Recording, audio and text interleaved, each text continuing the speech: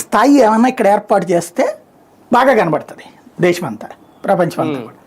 అది హంగు లైటింగ్లా ఇదే భోజనాలు. అప్పుడు ఆ రోజుల్లో వేలాది మందికి, లక్షలాది మందికి భోజనాలు ఆ రోజున పెట్టింది. 4 లక్షల మందికి భోజనాలు మహానాడు సందర్భంగా.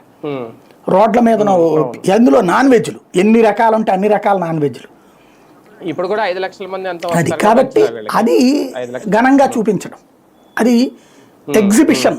దాంట్లో రెండవది డెసిషన్ బేసిస్ మీదన చరిత్రలో మలుపు.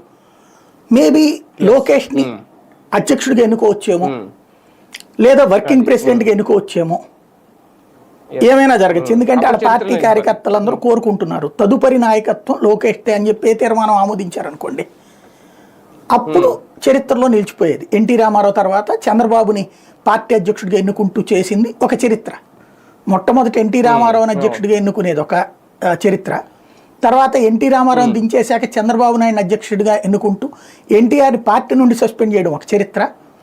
అదే సందర్భంలో ఇప్పుడు తదుపరి వారసుడిగా లోకేష్ని ప్రకటించడం. మేబీ వర్కింగ్ ప్రెసిడెంట్ ఇంతవరకు లేదు తెలుగుదేశం చరిత్రలో.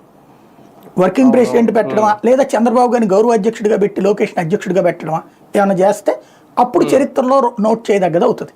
ఏం చేస్తారో చూడాలి. అంటే మామూలుగా ఈ భోజనాలు ఇవన్నీ అది మహానాడికి ఎప్పుడు ఒక పేరు ఉంది.